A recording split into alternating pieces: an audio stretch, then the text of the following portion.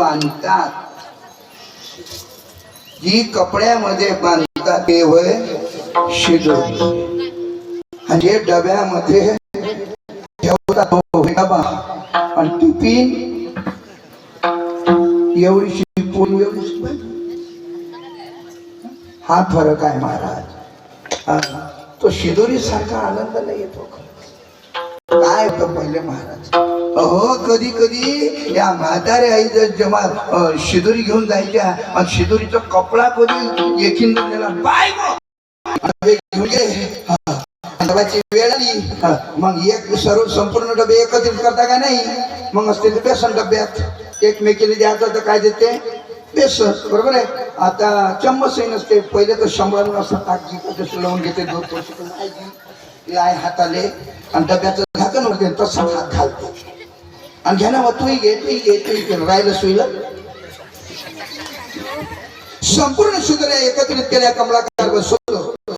नवे नव्हे तर कृष्ण काय केलं, तो शिदोरीचा प्रसाद प्रत्येक मित्रांच्या पात्राळीवर मारला आणि कृष्ण म्हणतो मित्रांनो पोटभर जेवण करा, परंतु कसं करा, हा जो हात आहे ना, हा जो हात आहे ना खांद्यापासून तर या बोटापर्यंत असा झाला नाही पाहिजे.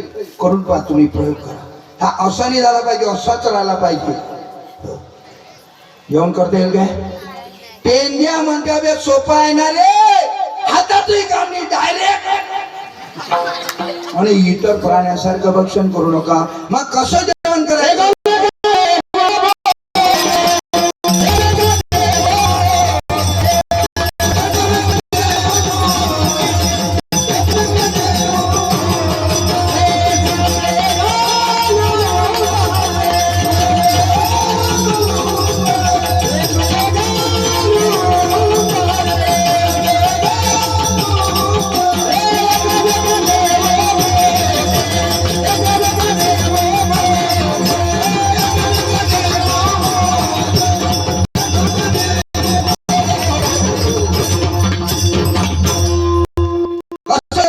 एकमेकात प्रेम आहे महाराज. संपूर्ण मित्रांचं जेवण झालं आणि जेव्हा हात धुवायला लागले, कृष्ण म्हणतो हात धुण्याकरता यमुनेवर जाऊ नका, कारण देव झाले जळी.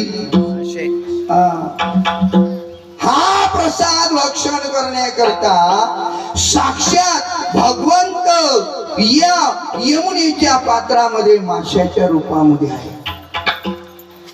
यमुनेवर जाऊन हात धुवू नका.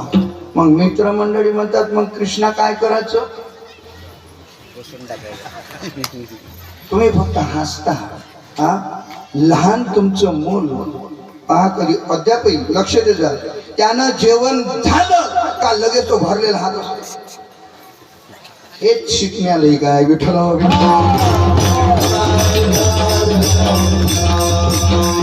भगवंतांनी सवंगड्यांना घेऊन त्या वृंदावनामध्ये प्रेमाचा काला केला. तोच काला संत मंडळींनी वाळवंटामध्ये प्रेमाचा एकत्रीकरणाचा भेदरहित काला केला. तोच काला आज या शिवशंकर नगर मध्ये श्रीमद भागवत कथा अभंगाच्या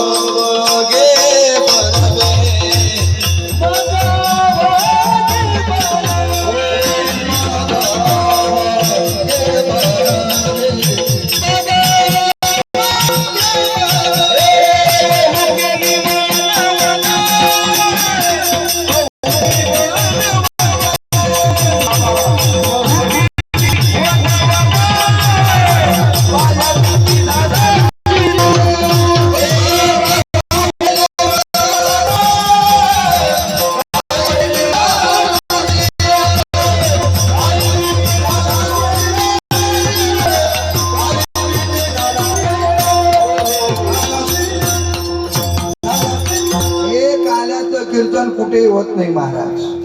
याला सर्व नीट पाहिजे, बरोबर आहे ना. म्हणे महाराज तुम्ही काल्याचं कीर्तन करताना होय माझा बाप मेला काल्याचं कीर्तन कर ना. आता मी सहज म्हटलं तुझे बाबा वारकरी होते काय? पण नाही. म्हटलं सत्संगी होते काय? नाही.